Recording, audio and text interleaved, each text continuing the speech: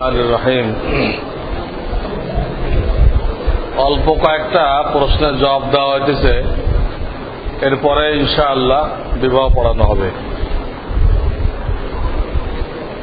ফোনের মাধ্যমে মেয়ের বিয়ের সম্মতি নিতে চাইলে কি বলতে হবে এবং মেয়ে কি উত্তর দিবে? ফোনের মাধ্যমে অনুমতি নেওয়া যায়, ফোনে বিয়ে পড়ানো যায় না, মেয়ের অনুমতি নেওয়া যায়। বলবে যে এই নামের ছেলে, এই পড়াশোনা আছে, এই আর্থিক পজিশন, অমুক জায়গায় তার বাসস্থান, তো তার সাথে তোমাকে বিবাহ দিতে চাই, তুমি সম্মত আছো কিনা? সে বলল আমি সম্মত আছি, তো হয়ে গেল। আর সামনাসামনি হলে তো সম্মতি দেওয়াও লাগে না। যারা কুমারী মেয়ে তারা হাসলেও সম্মতি, কাঁদলেও সম্মতি, চুপ থাকলেও সম্মতি, সম্মতি দিলেও সম্মতি।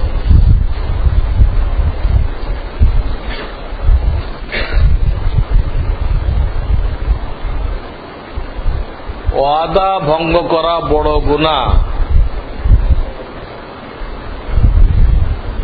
নাকি চোখের, কানের, জবানের জিনা করা বড় গুনাহ? এটা তুলনা করার দরকার কি? একজন জিজ্ঞাসা, ভাতটা বেশি জরুরি না তরকারিটা বেশি জরুরি? এটা কি প্রশ্ন হলো? চোখটা বেশি জরুরি না কান বেশি জরুরি? বলেন, দুটাই জরুরি। এখানে না দুটা থেকে বাঁচা জরুরি, দুটাই কবিরা গুনাহ। ওয়াদা ভঙ্গ করা এটাও কবিরা গুনাহ, হ্যাঁ, চোখ, কান, জবান দ্বারা জিনা করা, বেগানা মহিলার সাথে কথা বলা, জিনা করা, এটা জবানের জিনা। তাকে দেখা বেগানা মহিলা, এটা চোখের জিনা।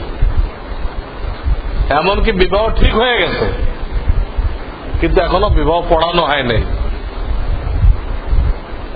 তো আমাদের দেশের লোকেরা মনে করে যে এখন তো হালাল হয়ে গেছে, বিবাহ যখন ঠিক হয়ে গেছে, এখন আমার জন্য কি হয়ে গেছে, সমানে ঘন্টাকে ঘন্টা টেলিফোনে কথা বলতেছে। গলত তরিকা। যতক্ষণ ইজাব কবুল না হবে, বিবাহ পড়ানো হবে না, ততক্ষণ হালাল হবে না। কথাবার্তা পাকা, কিন্তু ছেলের জন্য হালাল হয় নাই, মেয়ের জন্য স্বামী হালাল হয় নাই। ইজাব কবুল কই? ইজাব কবুল সাক্ষীর সামনে হইতে হবে, মোহর ধার্য করতে হবে, তখন যে হালাল হবে। ইন্টারনেটের মাধ্যমে কম্পিউটারের পর্দায় সরাসরি দেখে প্রবাসী বন্ধুর সাথে আলাপ করা যাবে কিনা? আলাপ করার জন্য দেখতে হবে কেন? মোবাইলে তো সারাদিন আলাপ হইতেছে, দেখা লাগে। আর তাহলে যে অনিচ্ছাকৃত ভাবে নজরে আসলো, তো ভিন্ন জিনিস। অনিচ্ছাকৃত ভাবে, কিন্তু ছবিটা ইচ্ছা করে আনার দরকার নেই। তারা আয়নার সামনে আসলে নজর আসবেই। সেটা আপনাকে আনছেন কোন মেশিন দিয়ে আয়নার ভিতরে আনছেন, না আয়নার সামনে গেলে ফটো আসবেই, এটা তো কোনো গুনাহ নেই। নফল রোজার সাথে কাজা রোজার নিয়ত করা যাবে কিনা? অনেকে এই শাওয়ালের 6টা রোজা আছে না, সেটা ভেঙ্গে ভেঙ্গে রাখা ভালো, একটানা রাখাও যায়। ভেঙ্গে ভেঙ্গে রাখা ভালো। এর সাথে ওই রমজানের কোনো কাজা থাকলে ওটাও নিয়ত করে ফেলে যে এটা হবে না। কাজা রাখলে কাজা রাখবেন, আর শাওয়ালের 6 রোজা রাখলে ওটা নিয়ত করবেন। এই দুটো একসাথে মিলানো যাবে না।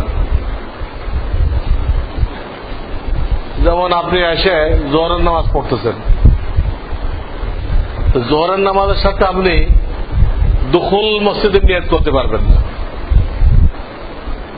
কিন্তু আপনি মসজিদে ঢুকে যদি জোহরের আগে 4 রাকাত সুন্নত পড়েন, তার মধ্যে দুখুলুল মসজিদের নিয়ত করেন, তা ঠিক আছে। দুখুলুল মসজিদ এটাও নফল, জোহর আগে 4 রাকাত এটা সুন্নত, সুন্নতটাও নফলের কাতারে। এতে মিল থাকতে হবে, ব্লাড গ্রুপ মিলতে হবে। তা ফরজ আর নফলটা মিলানো যায় না।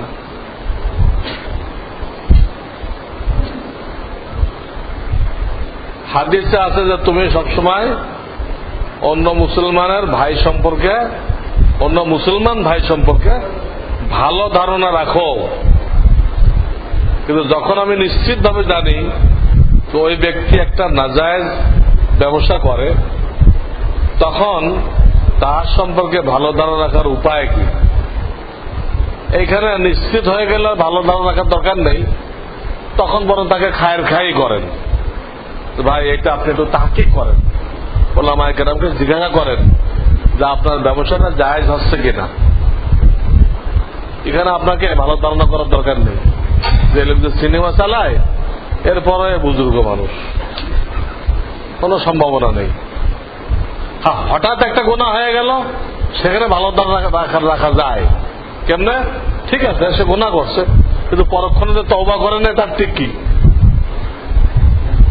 মানে এই রাত্রে গুনাহ করতে দেখছেন, ওই রাত্রে যে আপনার কাছে কান্নাকাটি করে তওবা করে নাই, এটা আপনি কেমনে বুঝলেন? হঠাৎ একটা গুনাহ হয়ে গেল, সেখানে এই ধারণা করা যায় এই যে তওবা করছে। আরটা হলো যে সে হারাম ব্যবসা চালাই রেখেছে বছরকে বছর, এখানে আপনাকে সুধারণ রাখতে বলে নাই, ওই কথাটা এতটা ব্যাপক না।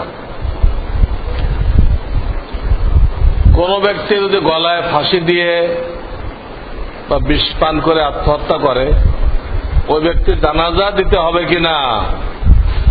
জানাজা তো দিতে হবে, তাকে কাফের ফতোয়া দেওয়া হয়নি। তবে আল্লাহ ওয়ালারা বুজুর্গরা তাদের জানাজায় শরীক হবে না, সাধারণ লোকেরা পড়ে নেবে। তাতে অন্যদের উপর একটা প্রেসার পড়ে যে আমি এই কাজ করলে আল্লাহ ওয়ালাদের দোয়া পাইব না, আল্লাহ ওয়ালাদের দোয়া পাইব না। চেয়ার টেবিলে নামাজ পড়ার কি বিধান আছে? হ্যাঁ, যারা মাজুর, যাদের সাথে বসে নামাজ পড়ার অনুমতি দিছে, তারা চেয়ারও বসে পড়তে পারে, কিন্তু টেবিল যে রাখে সেজদা করার জন্য, এটা বেকার। বসে যখন নামাজ পড়তেছেন, আপনার রুকু সিজদা ইশারায় হবে। রুকু সিজদা, রুকুর জন্য অল্প ঝুঁকবেন, সেজদার জন্য বেশি ঝুঁকবেন। আপনি সর্বোচ্চ যেরকম ঝুঁকতে পারেন, এটা রাখেন কিসের জন্য? সেজদার জন্য। আর রুকুতে তার থেকে কম ঝুঁকেন। ওখানে কোনো ড্রেস দিতে হবে, আপনি হাত থেকে সেজদা করবেন, এটা মূর্খতা, অনর্থক, কোনো প্রয়োজন নেই, কোনো সওয়াবও নেই। তবে চেয়ারে নামাজ পড়ার সময় খেয়াল রাখতে হবে আপনার পাও যেন জমিনে লেগে থাকে। পাও যদি জমিতে আলাদা থাকে আর আপনি চেয়ারে বসে নামাজ পড়েন, আপনার নামাজ বাতিল হয়ে যাবে। জমিনে পাও রাখা জরুরি। উঁচা চেয়ার থাকে না, বসলে পাও কি হয়? লটকে থাকে, ঝুলন্ত থাকে, তখন নামাজ হবে না। কিন্তু আপনি খাটের উপর নামাজ পড়লেন, টোটাল বডি কিসের উপরে? খাট পালঙ্গের উপরে, এটা ঠিক আছে। খাটটাই আপনার জন্য জমিন হয়ে যাবে, খাটটাই কি হয়ে যাবে? জমিন হয়ে যাবে। কিন্তু চেয়ারে বসে পা ঝুলাই রাখলেন, এটা হবে না, আর দরকার নেই। তো ছেলের নাম হলো, এখন বিয়ের কথা বলা হয়েছে, মোহাম্মদ আজিজুল হক, পিতা এ কে ফজলুল হক, ঠিকানা 187 উত্তর শাহজাহানপুর। মেয়ে বা কনে শারমিন আক্তার। এই আক্তারটা লিখতে তারা সবাই ভুল করে, তা আরবি শব্দ, শব্দটা খ দিয়ে, আখতার একটা নক্ষত্র নাম, উজ্জ্বল নক্ষত্র না। আমাদের না জানা কারণ আমরা লিখে ক দিয়ে, আক না, আখতার, আপনারা ঠিক করে নেবেন। পিতা সিরাজুল ইসলাম খন্দকার, ঠিকানা 20A গোপীবাগ, ঢাকা। দেনমোহর 3,01,000 টাকা মাত্র। অনেকে শূন্য দিতে চায় না, নাকি বরকতে খালি হয়ে যায়। তা আমাদের একটা ধারণা, এর পিছনে কোনো দলিল নেই। যাক, এটা মোহর ধার্য করা হয়েছে। তো বিয়ে সম্পর্কে কি করণীয় বর্জনীয়, এর উপর তো আমি কিতাব লিখে দিয়েছি বাংলাতে, ইসলামী বিবাহ। তো যারা বিবাহ করতে চায় বা যারা তাদের ছেলে মেয়েকে বিবাহ দিতে চায়, তাদের সকলের কাছে অনুরোধ থাকবে যে আপনারা উভয় পক্ষ এই কিতাবটা আগে পড়ে নেবেন, যাতে আপনার বিবাহ এবং বিবাহ উত্তর কাজগুলো আল্লাহর হুকুম মতো, নবীজির তরিকা মতো হয়। আমার লেখা ইসলামী বিবাহ পড়ে দেবেন। সংক্ষেপে এতটুকু বলতেছি, যেহেতু বিবাহের খুতবার মধ্যে আল্লাহ রসুল সাল্লাল্লাহু আলাইহি সাল্লাম যে আয়াতগুলো পড়তেন, তিনটা আয়াতের বিষয়বস্তু হল তাকওয়া, আল্লাহকে ভয় করো, গুনাহ থেকে দূরে থাকো। তিন আয়াতে তাকওয়াটা আলোচনা করা হয়েছে। কাজেই বিবাহ উপলক্ষে কোনো গুনাহ না হয়, এইটা খেয়াল রাখা জরুরি। তাহলে আল্লাহর রহমত পাওয়া যাবে, বরকত পাওয়া যাবে, দম্পতিদের মধ্যে মিল মোহাব্বত হবে, নেক আওলাদ হবে, গুনাহ হইতে দেওয়া যাবে না। চাই অপব্যয় হোক, অপচয় হোক। অপব্যয় মানে যেখানে খরচ করার অনুমতি নেই, এটার নাম হলো অপব্যয়। আর অপচয় মানে অনুমতি আছে কিন্তু প্রয়োজন থেকে বেশি খরচ করে ফেললেন, এটা অপচয়। দুটোটাই হারাম, বাঁচতে হবে। ছবি তোলা যেভাবে হোক, ভিডিও অডিও করা, গান বাদ্য করা, এগুলো বন্ধ করতে হবে। নাজায়েজ লেনদেন এই দিতে হবে সেই দিতে হবে, দাবি দেওয়া থাকে, এগুলো হারাম, জায়েজ নেই। বা অনেক সময় ছেলে পক্ষ বলে আমার 200 মেহমান থাকবে, এদের খাওয়াইতে হবে, এমন দাবি করা জায়েজ নেই। সার কথা, যত রকম গুনাহ হয় বিবাহতে, এগুলো আল্লাহ ওয়ালাদের দায়িত্ব, মুসলমানদের দায়িত্ব, এগুলো তরক করা। তাহলে আল্লাহ খুশি হবে। গুনাহ বর্জন করলে আল্লাহ খুশি হয়, আল্লাহ রহমত নাযিল করে। গুনাহ করলে আল্লাহ অসন্তুষ্ট হয়, সেখানে আর কোনো বরকত নাযিল করেন না। তখন দেখা যায় তারা সুখ শান্তি পায় না, ওই বিবাহ টেকে না, বিরাট দুর্ঘটনা ঘটে যায়, সব শুদ্ধ জেলে যেতে হয়, অনেক কিছু ঘটে যায়। এই জন্য আল্লাহকে অসন্তুষ্ট করা, কোন মানুষকে খুশি করার জন্য আল্লাহকে অসন্তুষ্ট করা, এটা ভয়ঙ্কর জিনিস। আল্লাহ আমাদের সকলকে ইবাদত করুন। এবং বিয়ের ভিতরে দিনদারিকে প্রাধান্য দিতে হবে। সৌন্দর্য, মাল, বংশীয় মর্যাদা, এগুলো দ্বিতীয় পর্যায়ে। আগে দেখতে হবে দিনদারি আছে কিনা, উভয়কে দেখবে, হ্যাঁ নামাজ পড়ে কিনা, ইমান জানে কিনা, পর্দা মানে কিনা, হালাল হারাম বেঁচে চলে কিনা, এগুলো দেখতে হবে। আল্লাহর হাবিব সাল্লাল্লাহু আলাইহি ওয়াসাল্লাম বলেছেন এই জিনিসটা প্রাধান্য দাও, বাকিগুলো দ্বিতীয় পর্যায়ে রাখো। হইলে আলহামদুলিল্লাহ, না হইলে আলহামদুলিল্লাহ। একটা দিনদার মেয়ে হলে নিজেকে গুনাহতে বাঁচানো সহজ। সৌন্দর্য যতদূরই থাকুক, সৌন্দর্য কম বেশি হতে পারে, দিনদারি থাকলে শান্তিপূর্ণ জীবন কাটাইতে পারবে নিশ্চিত। সৌন্দর্য আছে কিন্তু চরিত্র নেই, কি করবেন এটা দিয়ে? আর দামে সৌন্দর্য কম, চরিত্র ভালো, আপনার জন্য কুরবান, আপনার জন্য কুরবান। অসুস্থ হলে সারা রাত বসে থেকে আপনার বসে, এটা দরকার। আর অসুস্থ হলে পার্কে ঘুরতে যায়, এটা কোন ফজিলাত? আর আজকাল তো যা হইতেছে সেটা জোবানে আনা যাবে না।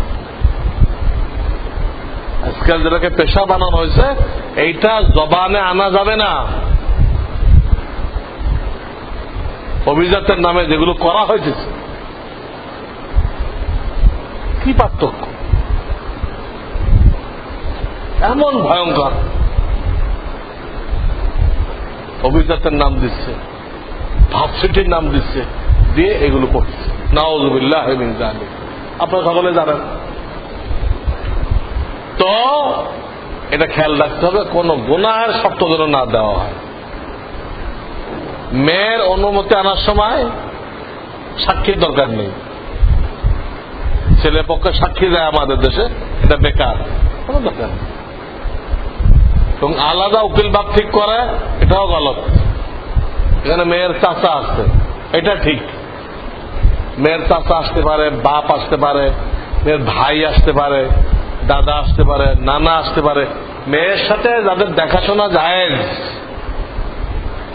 তারা কে উকিল হবে। থার্ড পার্সনকে উকিল বানানো, যার সাথে দেখা সাক্ষাৎ না জায়েজ, যা ইসলামের বরখেলাফ। কারণ পরবর্তীতে ওই মেয়েকে উকিল, মেয়ে ওকে উকিল বাপ মনে করে, ওর সাথে দেখা সাক্ষাৎ করে, নিজের বাপের মতো করে, অথচ উকিল হলে সে বাপ হয়ে গেল না। যদি কেউ ভুল করবে থার্ড পার্সনকে বানায়, তার নামও দেয় উকিল বাপ, তাই বলে কি বাপ হয়ে গেল? আপনি একটা মেয়েকে দুধ খাওয়াতে নিয়ে 20 বছর পাললেন, অনেকে গরিবের মেয়ে পালে না, আপনি কি বাপ হয়ে গেলেন? 20 বছর পালছেন, ওই মেয়ের সাথে আমরা পর্দা করতে হবে। তো 20 বছর পাইলেও বাপ হইতে পারলো না, আর এই লোকটা 1 সেকেন্ডে বাপ হয়ে গেল। বাপ এত সস্তা? দেখেন অবস্থা। এই প্রথা ঠিক না। বিয়েতে মাত্র 2টা খরচ আছে, দুটোটাই ছেলের দায়িত্ব। নিজের তৌফিক অনুযায়ী মোহর ধার্য করা, মোহর এই পরিমাণ ধার্য করবে যেটা সে পরিশোধ করার ক্ষমতা রাখে। শুধু সামাজিকতা দেখতে না, ইসলাম সামাজিকতার ঊর্ধ্বে। এটা ঋণ পরিশোধ করা ফরজ, এমন না যে বাইন্ধে রাখলাম নাক রক্ষা করার জন্য, পরে দিলাম না, এমন নয় বিষয়টা। যা বানবেন কড়ায় ক্রান্তিতে পরিশোধ করতে হবে, নতুবা আল্লাহর খাতায় আপনি ঋণ খেলাফি, আপনাকে আটক করা হবে। যত বড় নামাজি হন, মৃত্যুর পরে আপনি জান্নাতের ভাগ পাবেন না, আপনাকে আটক করে রাখা হবে। হাদিস আছে, সাহেবুদ্দাইন মাসুরুন বিদাইনিহি, হাদিস আছে যে কারো কাছে ঋণী আছে সে তার ইবাদত দিয়ে জান্নাতের বাগান পাবে না যতক্ষণ ঋণ পরিশোধ না করা। এই একটা খরচ, মোহর দেওয়া। দ্বিতীয় খরচ হল তৌফিকের মধ্যে থেকে অলিমা খাওয়ানো। তৌফিকের মধ্যে, তৌফিক থাকলে গরু খাওয়ান, তৌফিক নেই অত তো ছাগল খাওয়ান, ছাগলের তৌফিক নেই মুরগি খাওয়ান, মুরগি খাওয়ারও তৌফিক নেই, আচ্ছা চলেন 1 কেজি মিষ্টি নিয়ে আসুন, এই আত্মীয় স্বজন বন্ধু বান্ধবরা ভাগ করে দেন। তবে বিবাহ হওয়ার 3 দিনের মধ্যে এটা খাওয়াইতে হয়, বিবাহ হয়ে যাওয়ার 3 দিনের মধ্যে এই অলিমা খাওয়াইতে হয়। এটাকে বউ ভাত বলে অনেকে, গলত। শরিয়াতের পরিভাষা অনুবাদ করা যাবে না। অলিমা শরিয়াতের পরিভাষা, তো অনুবাদ করলেন, এর অনুবাদ চলবে না। তো যাই হোক, আর বিবাহ হয়ে যাওয়ার পরে তো স্ত্রীর দায় দায়িত্ব স্বামীর উপরে, তার খানা পিনা, তার পোশাক, তার বাসস্থান, এই 3টা জিনিস স্বামীর কাঁধে। সে চাকরি করে খাবে না, বা স্বামীকে খাওয়াবে না, তার খানার দায়িত্ব স্বামীর উপরে, তার লেবাস কাপড় চোপড়, তার আলাদা বাসস্থান, একটা রুম, এটা স্বামীর উপরে জরুরি। তো আমার এই লেখা কিতাবে হক লেখা আছে যে স্বামী স্ত্রীর কাছে কি কি অধিকার পায়, স্বামী স্ত্রীর কাছে, আবার স্ত্রী স্বামীর কাছে কি কি অধিকার পায়, আলাদা আলাদা লেখা আছে। উভয়ের কাছে পাওনা আছে, উভয়কে সম্মান করবে, কেউ কাউকে ছোট করবে না, কেউ কাউকে খোঁচা মারবে না। আকুলু কওলান সাদীদা, সুন্দর কথা বলতে হবে। উত্তেজনা সৃষ্টি হয়, মনোমালিন্য সৃষ্টি হয়, এমন কোন কথা স্বামী স্ত্রী একজন আরেকজনকে বলতে পারবে না। কোরআনের আয়াত আছে, যদি উত্তম কথা বলো, মনোমালিন্য সৃষ্টি না করো, স্ত্রীর ভুল ত্রুটি মাফ করে দাও। তোমার ইবাদতে অনেক ভুল আছে, তোমার ইবাদতে অনেক ভুল আছে, আমি মাওলা তোমার এই ভুল ইবাদত গুলো শুদ্ধ ইবাদত হিসেবে কবুল করে নেব। আমার বান্দিকে ছাড় দাও, আমার বান্দিকে মাফ করো, আমি মাফ করে দিব। আমি তোমার স্বার্থে তার আকল একটু কম দিয়েছি, সমান দিলে কে কার ঘর করবে? স্ত্রী আপনার ঘর করবে না আপনি স্ত্রীর ঘর করবেন? কে কার ঘর করবে? এই জন্য আল্লাহ তাআলা ডিজাইন একটু ছোট রাখছে, আকল একটু কম দিচ্ছেন, যাতে এটা বোঝা যায় এই ডিজাইনটা দেখে কে কার ঘর করবে।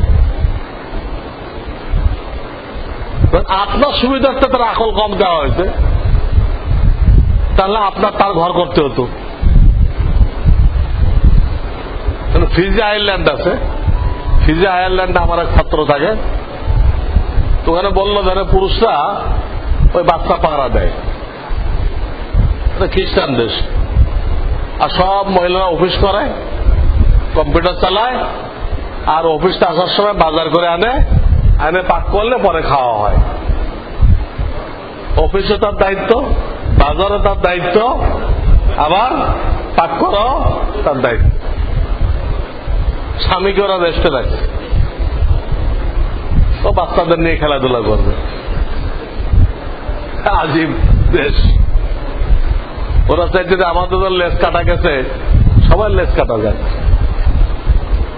যাই হোক, তার খরপোশ আমাদের কাঁদবে। হ্যাঁ, কারো স্বামী মারা গেছে, এতিম বাচ্চা রয়েছে, সে পর্দার মধ্যে থেকে যদি কিছু আয় রোজগার করে, এটা শরিয়াতে ঠিক আছে, ঠিক আছে। রোজগারে কেউ নেই, যার রোজগার আছে ওই মহিলা বাইরে যায় চাকরি বাকরি করবে, তা আমাদের ইসলামী শরিয়াতে অনুমোদন করে নাই। এতে পুরুষটা একদম অনর্থক হয়ে যায়, বেকার। তো এরকম কিছু হক আছে, এই হকগুলো জানতে হবে, তাহলেই মধুর সম্পর্ক হবে।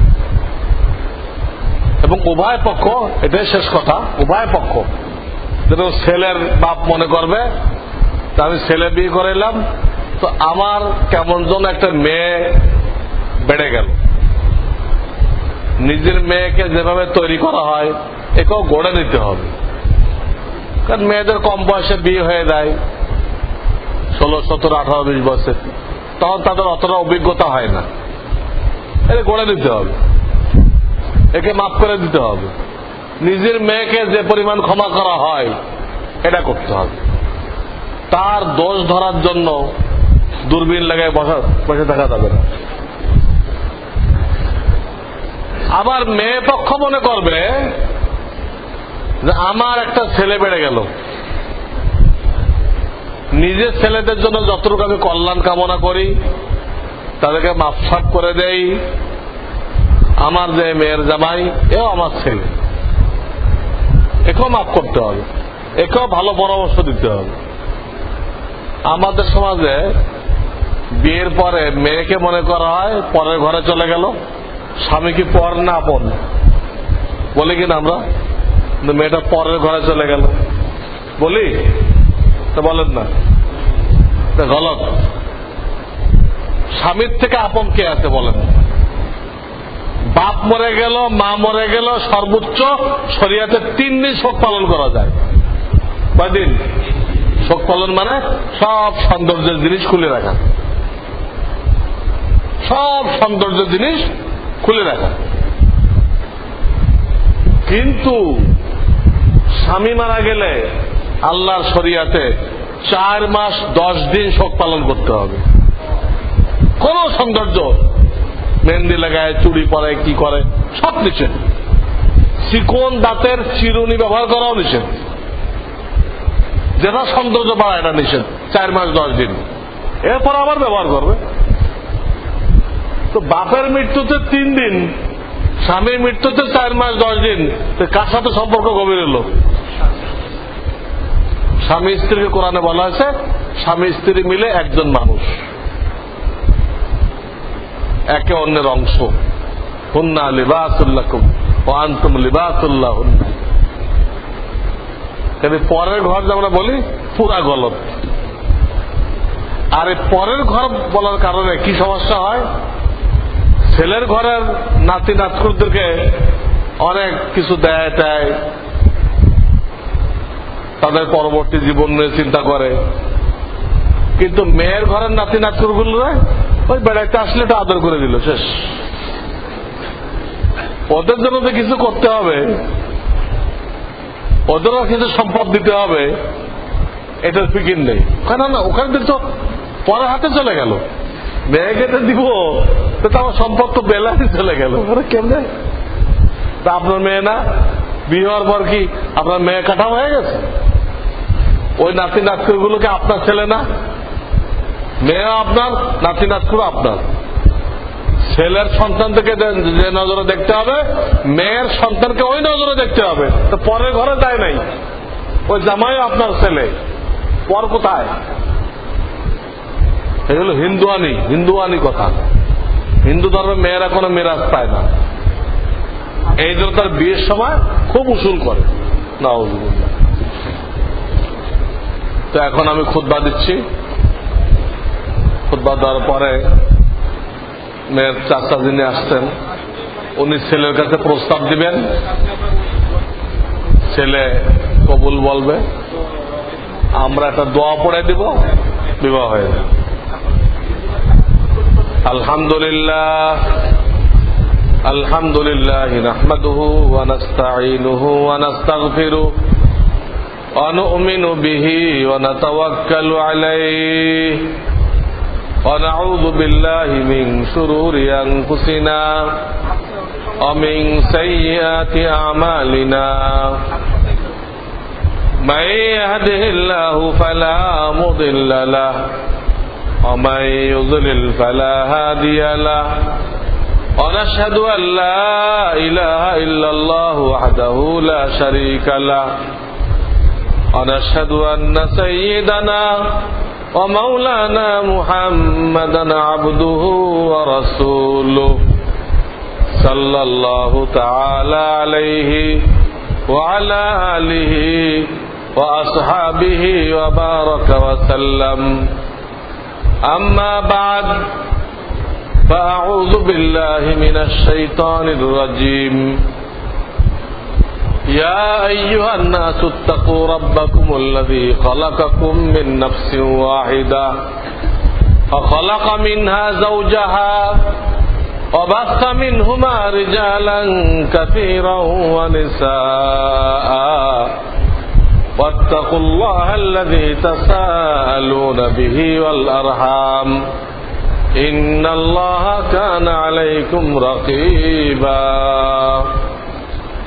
وقال رسول الله صلى الله عليه وسلم إن أعظم النكاح بركة أيسره مؤونة.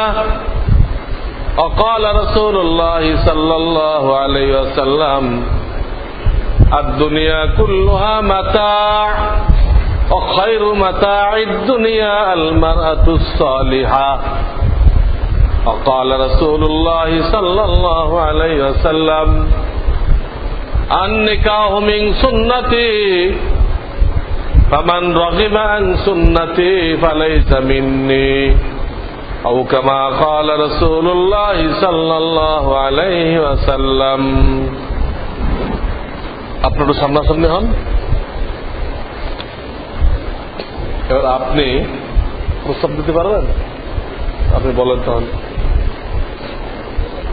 আচ্ছা বলেন। আমি আমার ভাতিজি মুসাম্মাদ শারমিন আখতারকে 3,01,001 টাকা দেনমোহরের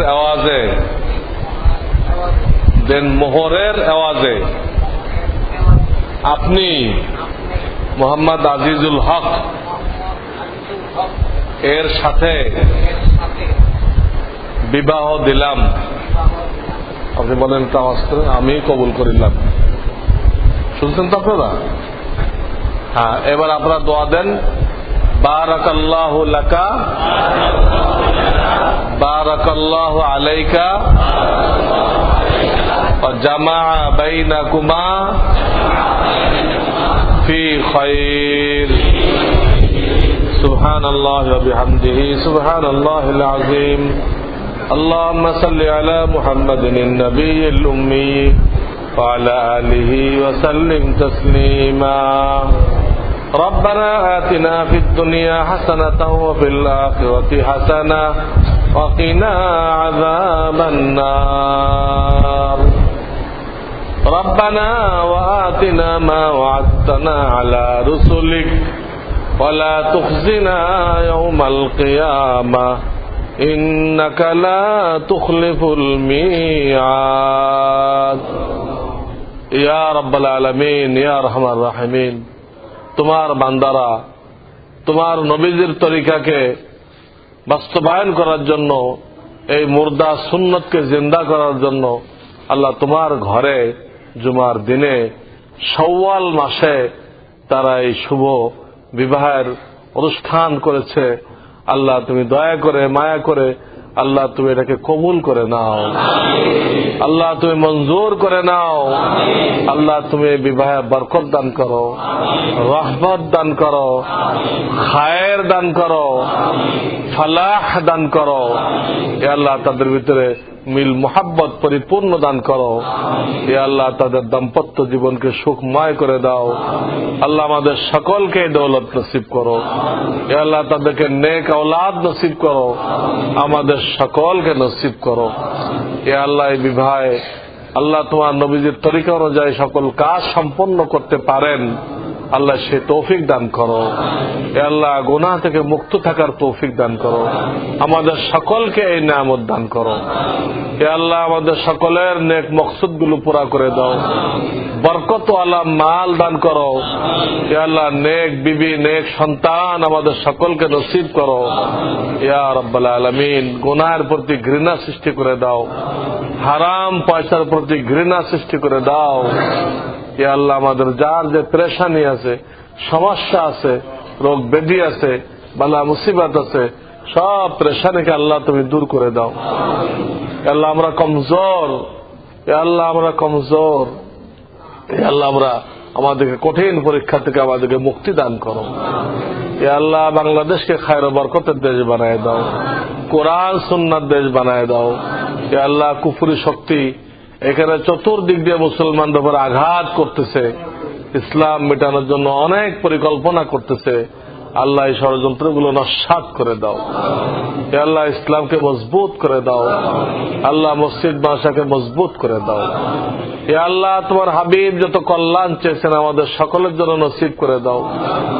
যত মুসিবত থেকে পানাহ চেয়েছেন, মুক্তি চেয়েছেন, আমাদের সকলকে মুক্তি দান করো। হে আল্লাহ তোমার দরবারে আমাদের যখন যাওয়ার সময় হবে, হে আল্লাহ আমাদের সকলকে আল্লাহ কালেমার সাথে ঈমানের সাথে যাওয়ার তৌফিক দান করো। হে আল্লাহ আমরা জামিয়া রহমানিয়ার জন্য আল্লাহ তুমি মাদ্রাসার জায়গার ব্যবস্থা করেছো, মসজিদের জন্য আল্লাহ জায়গা না হইতেছে, আল্লাহ এর জন্য অনেক পয়সার দরকার। তোমার খাজানায় গায়েব থেকে মাওলা তুমি ব্যবস্থা করে দাও। আল্লাহ তোমার নেক বান্দাদেরকে এই মসজিদের জন্য আগায় আসার তৌফিক দান করো। আল্লাহ আমাদের সকলকে কিছু না কিছু কুরবানি পেশ করার তৌফিক দান করো।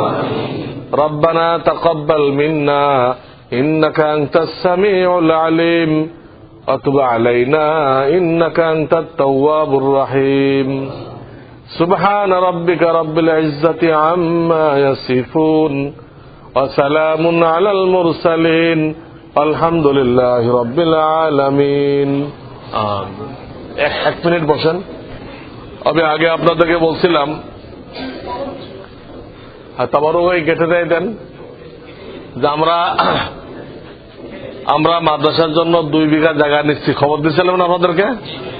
ওটা তো দলিল করে নেওয়া হয়ে গেছে। এখন 21.5 কাঠা মসজিদের জন্য রেজিস্ট্রি বায়না করা হয়েছে। এটা অনেক টাকার প্রয়োজন, 8 লাখ টাকা কাঠা। এর জন্য আমি আবার টাইম আছে 10-15 দিন, এর মধ্যে পরিশোধ করে দলিল করে নিতে হবে। আপনাদের দোয়া চাই এবং আপনাদের ফিকির প্রচেষ্টা চাই। হ্যাঁ, আল্লাহ আমাদের সকলকে আল্লাহর ঘরের খেদমতের জন্য আগে আসার তৌফিক দান করেন।